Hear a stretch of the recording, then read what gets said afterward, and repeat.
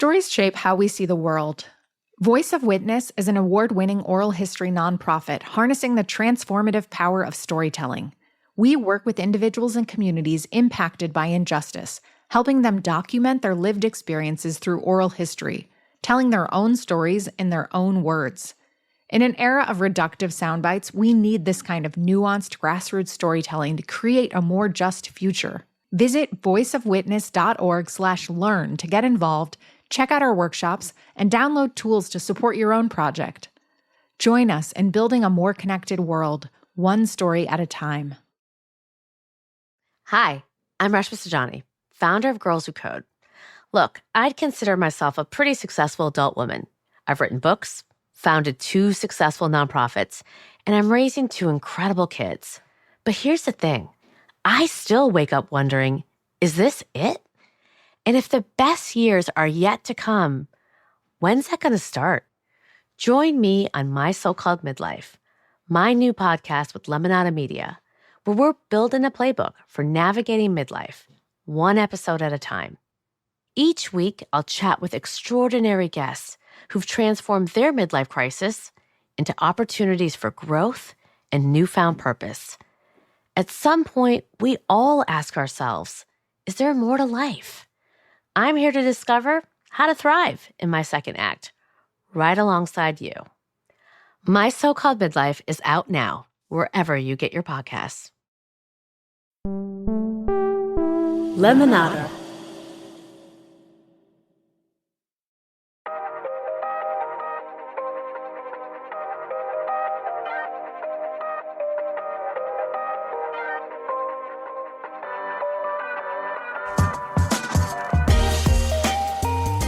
Hello and welcome to Good Things. I'm your host, Maya Rupert.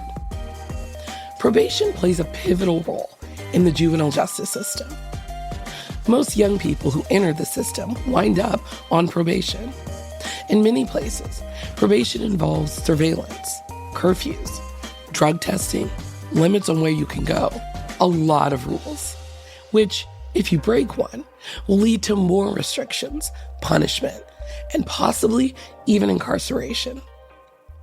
But some people, like our guest today, Steve Bishop, want to transform this ineffective model, which too often leaves young people worse off and communities less safe. Steve is the Associate Director for Probation and System Transformation at the Annie E. Casey Foundation. He wants to change our system from one that punishes making mistakes to one that holds kids accountable for their actions by steering them toward the guidance and support that can help them grow into responsible adults. Steve, welcome to Good Things. Thank you. Thanks for having me. Seriously, thank you so much for being here. I understand you used to be a youth probation officer and then a supervisor for 6 years. Can you tell me a little bit about what got you into that field? I grew up in Harrisburg, Pennsylvania. Neighborhood that's underserved community. And just for example, when I started my freshman year in high school, my class was 600 freshmen, graduating the class of 250. So being in that type of environment and neighborhood, I saw a lot of people encounter the juvenile justice system as well, amongst the other things why some of my peers kind of fell to the wayside. So that seemed like one of the more prominent barriers amongst all the other barriers that I observe for people. Right. Come from a family of helpers. My dad's a minister, but always been more about social justice. My mom a social worker, so kind of being a helper is in my blood. But having the support and opportunities that I had myself personally, I always had this kind of sense of what the fine line was between what gave me opportunities and why others didn't. And again, I kind of saw the justice system as what seemed to be a major barrier for at least for people in my neighborhood. And so I always thought a lot about the law. Then as I went off to college and was, majored in criminology, et cetera, had a really cool experience one summer when I was in college and I worked at the Boys and Girls Club and worked with kids, mostly boys, ages 8 to 12. And that gave me a kind of a different developmental perspective. So yeah, by the time I graduated from college, I knew that I wanted to work with young people. Right. So I was interning at juvenile detention centers, just trying to get any experiences working with young people. So now, before we get too much deeper into your own personal experience, which I want to go into, just so we're all on the same page, let's do a little bit of table setting. What is youth probation? Youth probation is, at its simplest form, probably what most people might think in their own head, is basically young person commits some type of offense, breaks the law. Right. They go to court in front of the judge. A judge tells them you have to be supervised by this probation officer, and they give you a long list of conditions and rules that you have to follow and things that you can't do, programs you may have to attend, et cetera. And then basically you're supervised by a probation officer. And if you fail to comply with those rules and regulations, you can get any number of sanctions up to including being removed from your home, being incarcerated. Right. So that's kind of at its simplest form. Right. And how old are most young people when they go into probation?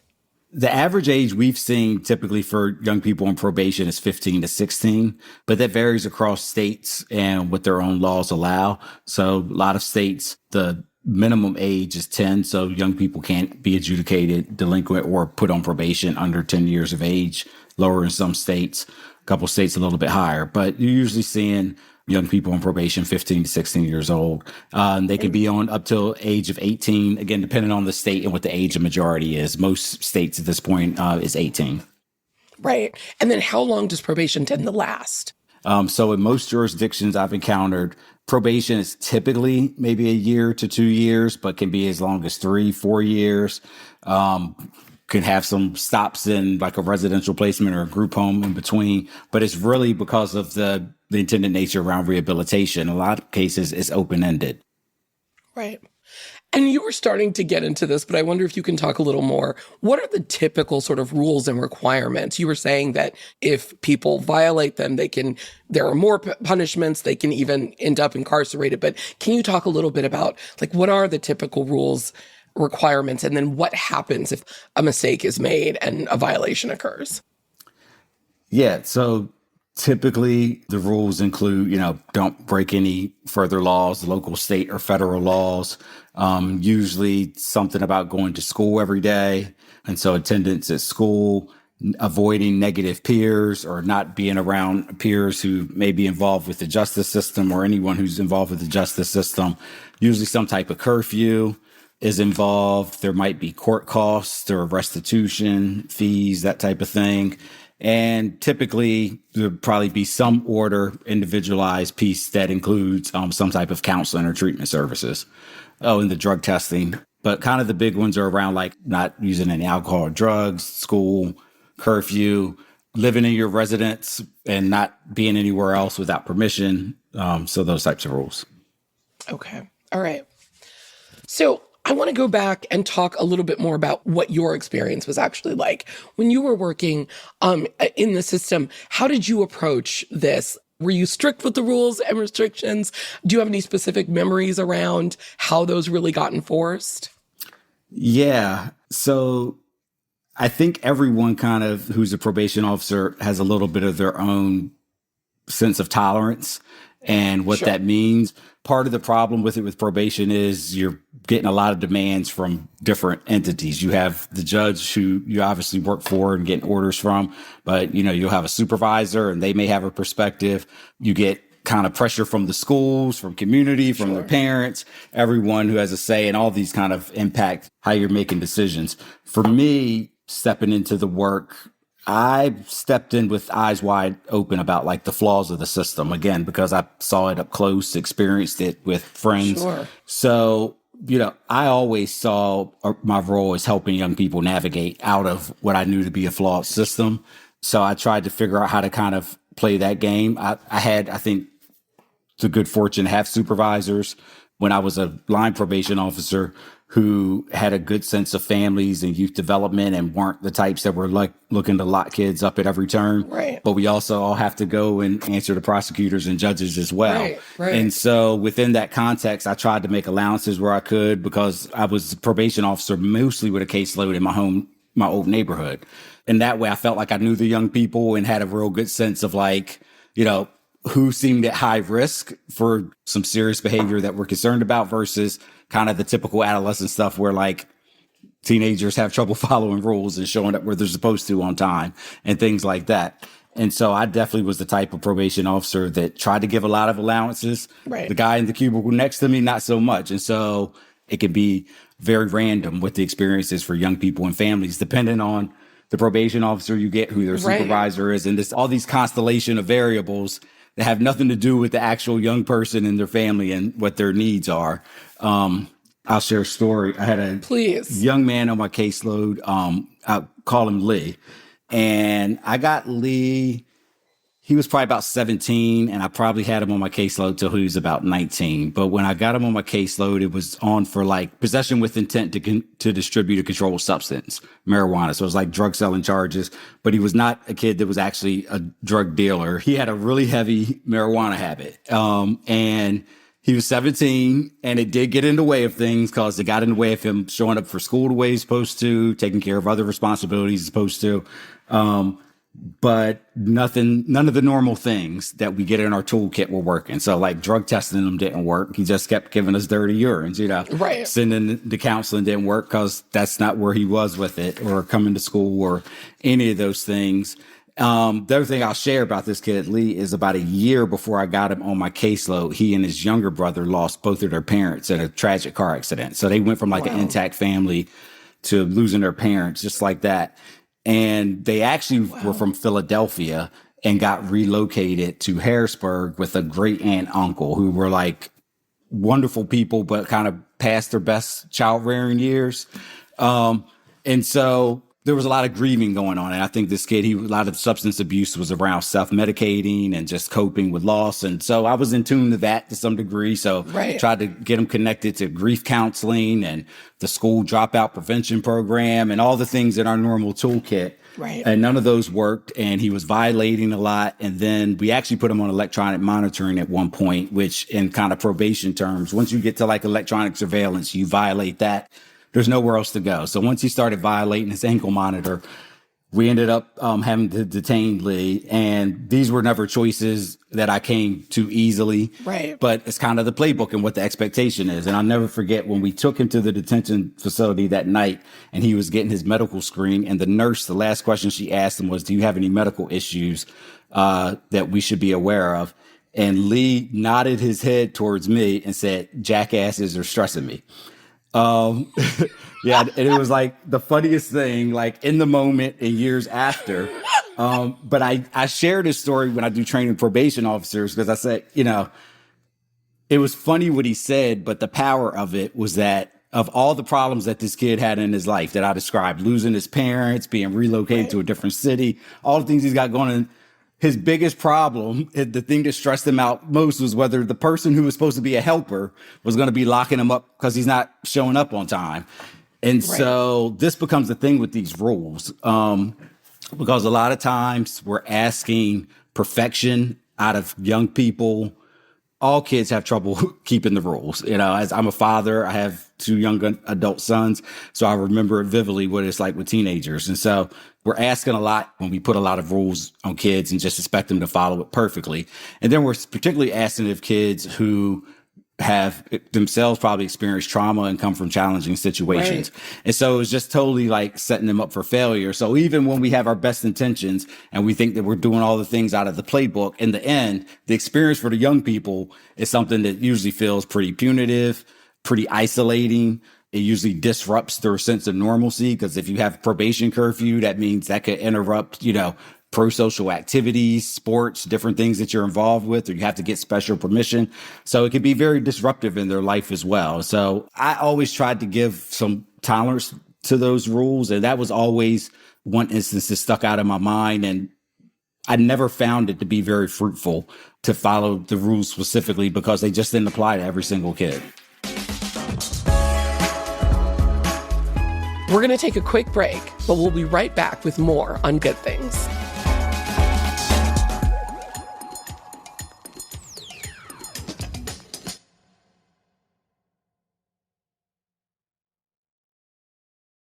Interested in the power of first-person storytelling? The Voice of Witness book series documents the oral histories of people directly impacted by and fighting against injustice. Each collection supports historically excluded communities to tell their own stories in their own words. The books feature a diversity of voices, including those of refugees and immigrants, incarcerated people, communities displaced from public housing, farm workers, Indigenous peoples, and more. These powerful stories highlight crucial issues and expose the impacts of harmful narratives and policies, laying the groundwork to build solidarity and movements for change. Voice of Witness books are read and used by thousands of educators, organizations, and advocates across the country each year. Visit voiceofwitness.org/read to learn more, access free resources, and get involved. Hi, I'm Emily Deschanel. And I'm Carla Gallo, and we're excited to tell you about Boneheads, our new Bones rewatch podcast. I played Dr. Temperance Brennan. And I played Daisy Wick, and we are going to watch from the very beginning. We're going to watch the episodes. We're going to reminisce. We're going to laugh. We're going to cry. We're going to tell behind-the-scenes stories. We're going to go on tangents. A lot of tangents. So whether you're a seasoned Bones fanatic or a newcomer looking to dip your toes into the wild world of forensic anthropology, this show is for you. Boneheads from Lemonada Media is out now wherever you get your podcasts.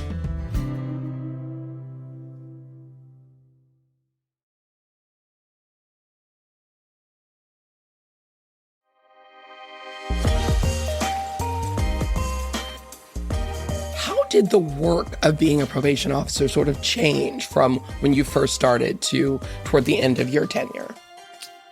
When I started late 90s, I saw a shift from a field that still was largely about rehabilitation to one, particularly once we had like in 99 with the Columbine shooting, one that became much more focused on being punitive and, accountability. I'm using with air quotes because I get a whole thing about accountability and what real accountability is. Ask you about that. Yeah, but what folks see as accountability. So I saw the field shift in that way. So even the department I worked in, the probation department, went from one that was very much social work oriented, and we rarely did arrests, to one where we started carrying firearms, wearing bulletproof vests, doing police probation ride-alongs, and having much more of a law enforcement identity. Since then, I think the field has self-corrected somewhat. It still definitely has some punitive aspects, but has attempted to really integrate evidence-based practices, which on its face sounds like a good thing. We're being evidence-based and we're using data to drive decisions, but that comes with some nuances as well, because this is a people field. And so the tools should help inform and help you do your job better, but the tools aren't the work. And so I think what's also happened as we've seen this boom of evidence-based practices, that one, a lot of these practices come out of institutions that aren't necessarily close to the people and communities that are most impacted.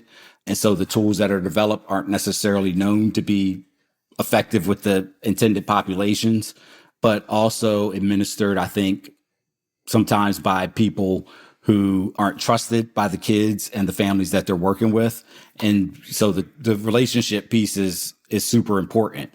Right. And without the relationship, then the tools, the techniques, the curricula that you have, the programs that you come up with for kids, like none of that works if you don't have the trust and relationships. Right. So you've talked about this is a flawed system. You're starting to identify some of these problems. Do you kind of have a diagnosis for what is the problem that we have with the way juvenile probation is working right now? Even if we don't have the solutions yet, can you just help us identify where are some of those fault lines? Yeah. So I think probably the biggest thing I'll start with would just be how far away probation has got from its roots. And this isn't just on the youth probation side. This is the adult system as well. Right. Probation actually, at its roots, so John Augustus is who people consider historically the father of probation. He was a bootmaker in Boston who literally would just sit in the back of court and offered his services to the court and said hey, for some of these people that are coming through here for petty offenses, public drunkenness, things like that, let them apprentice with me in my bootmaker shop under my supervision. So this is a community member, not a judge, not a public official, a person in the community who came up with what was an absolute innovation at its time and seen as an alternative to incarceration. And so when I do training with probation officers, I'd like to tell that story just to remind them how far away we've gotten from its roots, which was a person who was offering support, who was offering opportunity, who was offering, I would say, love in its own way. And we've now shifted to something where we just bring kids into court and give them a long list of rules and conditions and send them off and think that a judge in their robe is going to like change their outlook and their behavior. So I think that's the first thing. Just fundamentally, that approach to it is super flawed, and we've gotten off course. The developmental pieces and really just understanding what are the drivers for young people in particular. So, understanding that the threats of punishment aren't as effective as actually providing kids with incentives and rewards. And I think all of us, again, that are parents, like understand and get that kind of intrinsically, but that's not what we use to motivate kids when they hit the justice system. We just think, you did something wrong and wagging our finger at you, it should be enough. So I think that becomes a problem. One of the biggest things, and this becomes really the tough medicine, I think, to try to sell to practitioners in the field, but I say this as a former probation officer, which is the system should be relying on community, grassroots, nonprofit, community-based organizations as kind of the front line, the primary service providers for young people who enter the justice system. And there can be a role for court officials who have to like supervise the cases at a high level, ensure community safety to some degree. But the people who are doing the work with the kids, the system just needs to invest way much more in that. And I think there's not the sense of humility to really understand, again, how important relationships are and how you get true accountability. Oftentimes people say accountability and they think we're talking about how long did the kid get on probation or how long were they away in a residential facility? Did they do an apology letter? Do they have X number of hours of community service? And we want to propose that it's more of a process accountability. And so it's not like you hold people accountable and you help them out. It's like they're one and the same, helping people grow, helping people learn from their mistakes in healthy ways, helping them demonstrate new behavior, giving them opportunities so they don't have to repeat that behavior. Like that's all part of accountability. It's not a different thing from holding people accountable. And I don't think that our system, our justice system on the whole, has come to terms with that notion. Right. We think accountability is punitive. We think if I'm going to hold you accountable, there has to be some measure. I'm punishing you. Right. What you're describing is such a different model. Yes, because it's steeped in relationships. I mean, I think about, the neighborhood I grew up in. We feared the police. We had a healthy fear of the police. No one wanted to get a probation officer. No one wanted to go see the judge. Right. But those aren't the people that we felt accountable to on a day-to-day basis. It was like Mr. Sherman at the Boys and Girls Club, coaches, other mentors like that. Yep. Those are the people that can hold you to task, but they can do it because they have a relationship with you and they have your trust. You know that they're there for you, good times and bad times. And so that creates a type of intrinsic accountability that I think really leads to community safety in a different way than like accountability that's done out of fear. Right. And that's why you say you think that the emphasis needs to be more on community nonprofits and less on court officers, because you think that those sort of what you're describing can't necessarily come from officers of the court. Yeah. I mean, as a former probation officer, the department I worked in, we arrested young people when they broke the law or violated probation. We carried firearms. And so you can't, on one hand, hold a young person's life and liberty in your hands and then be like, and I'm going to be your mentor. Like, I found that to be a really difficult needle to thread. And I think it's a dissonance that I don't think that the system has really come to terms with and I get it, because people who enter the field and probation officers, they're well-intended, the same as I was. They want to help kids. But we also have to have the recognition that it's a flawed system with a lot of historical distrust that's steeped in systemic racism in this country and distrust between communities of color and law enforcement. And I mean, that's kind of what we have to deal with. And so you have to think about, again, I said I'm a father. When my boys were growing up, my wife would always remind me when I'd be struggling and getting frustrated with my kids, like, do you want to get it right or do you just want to do it your way? And I think in a lot of ways, systems have to come to terms with this too. Like, do we want to figure out solutions that are really effective in reaching the kids that we're concerned about? Or did we just want to try to do it our way? And I think trying to do it our way is trying to force kids to have relationships with people that they don't trust, that their community doesn't trust, that they don't have relationship with, that they won't see 6, 9, 12 months later after they're off probation, as opposed to building a support network around them that includes people that they see every day. Right, right. You mentioned the role that systemic racism has played in how flawed our system has gotten. And obviously, we know young people of color are incarcerated at a disproportionately higher rate than they're represented just in our communities. How does that sort of play out in juvenile probation? You know, when we see this disproportionate number, are there systems in place to try and correct for that? I think we're developing some bright spots, but in general, no. In general, when I described even this kind of boom of evidence-based practice, on one hand, what I think it's resulted in is a much smaller juvenile justice system on the whole, like the volume. But our systems have actually become more racialized and the disparities even more drastic than they were 20, 25 years ago.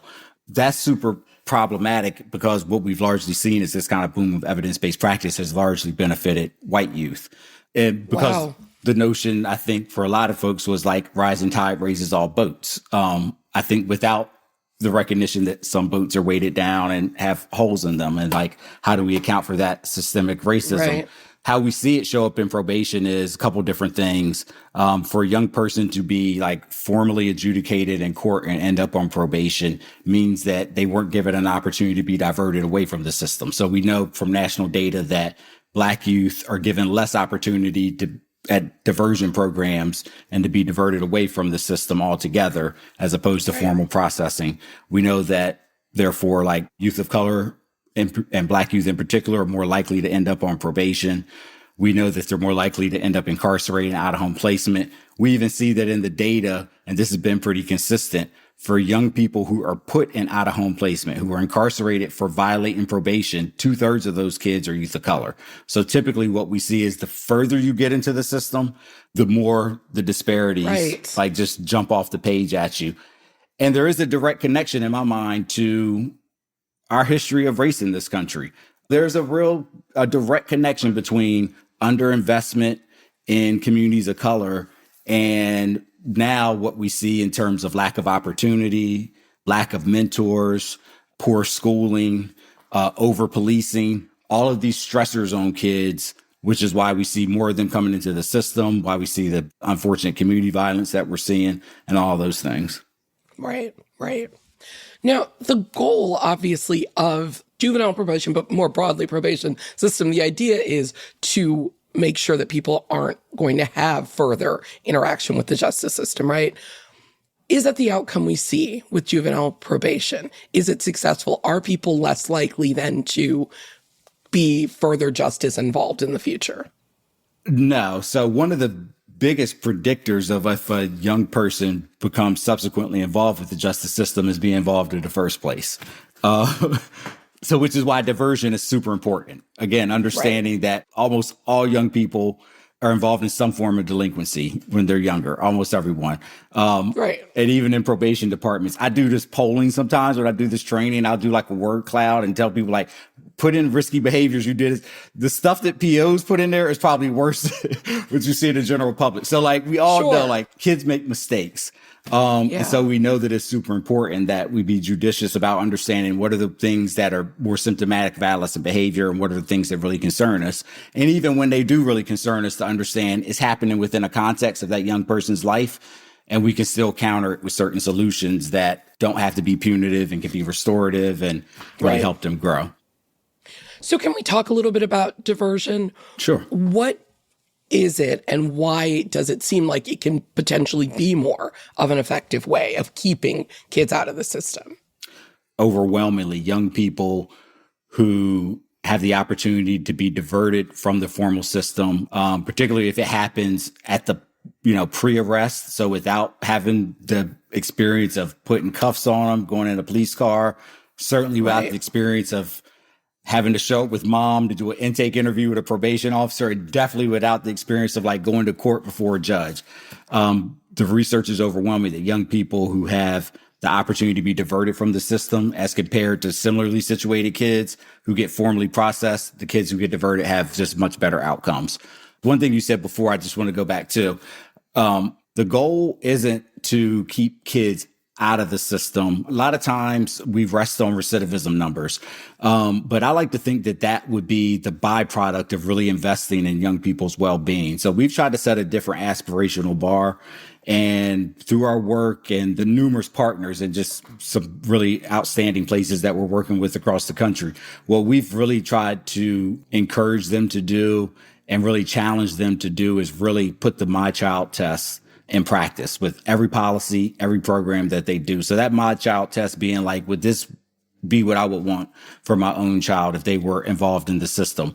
What would be the aspiration I have? When we really think about that My Child test, it's thinking about more than just the kids staying out of trouble, not coming back in the system, going to school every day, avoiding negative peers, refraining from drug and like aspirations that we set for our own children. We talk about happiness. We talk about living life to your fullest, finding your purpose, experiencing love. When I was a PO, we never thought about enough and celebrated things like kids getting their driver's license or getting their first job or first romantic relationship. These things are huge. So we really try to set a different bar in terms of really thinking about how do we invest in this child? How are you investing in kids' well-being? And if you're really investing in their well-being and building their support network and the people around them, then, not reoffending becomes kind of a byproduct of that. Okay, hold tight, everyone. We're going to take one more quick break and we'll be back with more good things.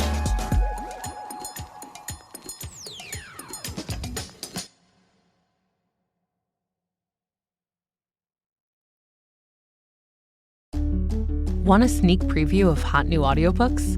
Then check out Your Next Listen, a new podcast from Lemonada Media and Simon & Schuster Audio. We've got everything: the hottest new thrillers, best-selling celebrity memoirs, and swoony romances. And these aren't tiny clips either. They're entire chapters you can listen to. Your Next Listen is out November 11th, wherever you get your podcasts.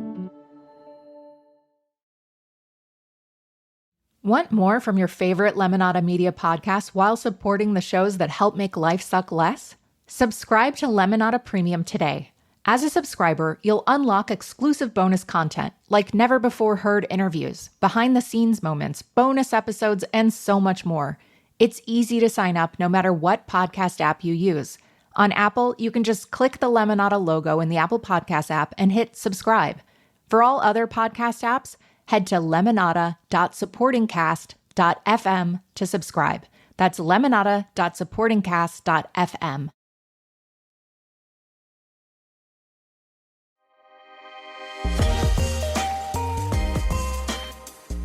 Do you have a success story from your time as a probation officer or in the work you're doing? Have you just maybe heard of a kid who maybe has been able to be successfully diverted in that way?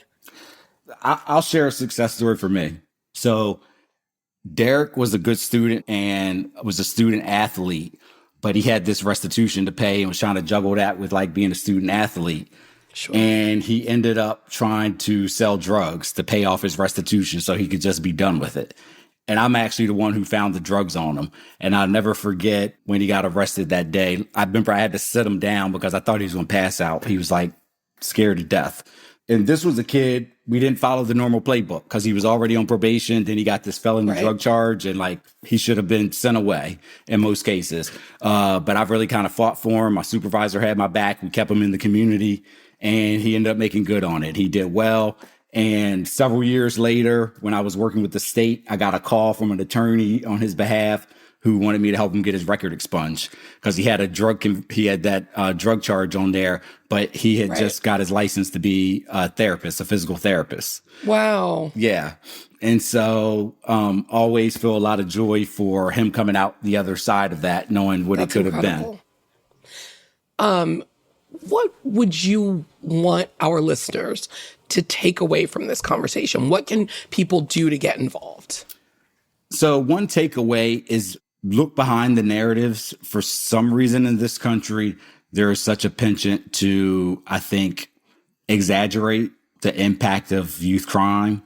So it gets a little bit blown out of proportion in media accounts. So I would say, kind of look behind the numbers with that. And then for folks who, work in community, I mean, we have people obviously who run like nonprofits or run community-based organizations, but we've worked with organizations that represent the faith-based community. I would just say anywhere there's opportunities to get involved with young people, to be willing to do that and to really understand what an impact it can have. In Tacoma, Washington, one of the really cool things they've done is the investment that they've made in community partners. And they have what they call a youth serving agency network, kind of like this conglomeration of like 30 different nonprofits working with young people in Tacoma. But these aren't your traditional service providers that are necessarily doing counseling and doing clinical services for kids. These are like the guy who runs the bicycle shop. And so literally the court saying like, hey, you have kids in here all the time. Would you be willing to do some stuff with our kids that are on probation?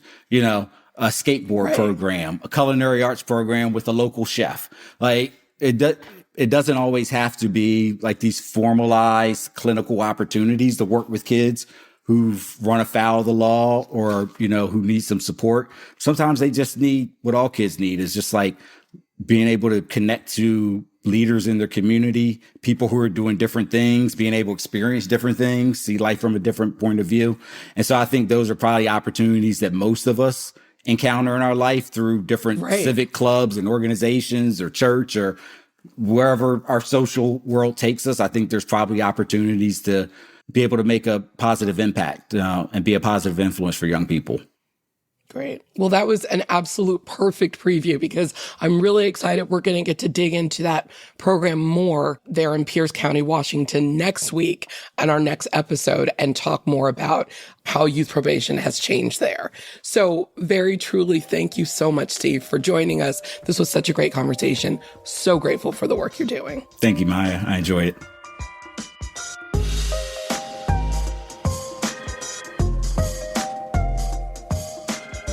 This episode was made possible with the support from the Annie E. Casey Foundation. Learn more at aecf.org. Views expressed in this episode are solely those of the participants. Thanks so much for listening. I'm your host, Maya Rupert. This series is produced by Lisa Fu and Hannah Boomershine. Our supervising producer is Muna Danish. Mixing and sound design by Noah Smith. Jackie Danziger is our VP of Partnerships and Production. Production support for Maggie Kraushaar.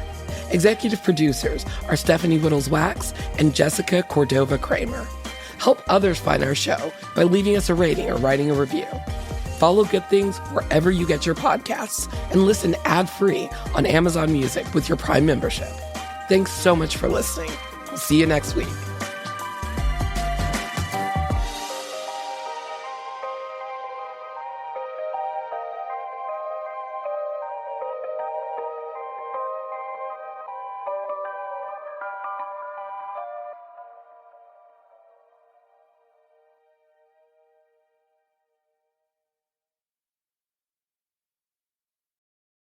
Hi everyone, Gloria Riviera here, and we are back for another season of No One Is Coming to Save Us, a podcast about America's childcare crisis. This season, we're delving deep into 5 critical issues facing our country through the lens of childcare: poverty, mental health, housing, climate change, and the public school system. By exploring these connections, we aim to highlight that childcare is not an isolated issue, but one that influences all facets of American life. Season 4 of No One Is Coming to Save Us is out now wherever you get your podcasts. Are you looking for ways to make your everyday life happier, healthier, more productive, and more creative? I'm Gretchen Rubin, the #1 best-selling author of The Happiness Project, bringing you fresh insights and practical solutions in the Happier with Gretchen Rubin podcast. My co-host and happiness guinea pig is my sister, Elizabeth Kraft. That's me, Elizabeth Kraft, a TV writer and producer in Hollywood. Join us as we explore ideas and hacks about cultivating happiness and good habits. Check out Happier with Gretchen Rubin from Lemonada Media.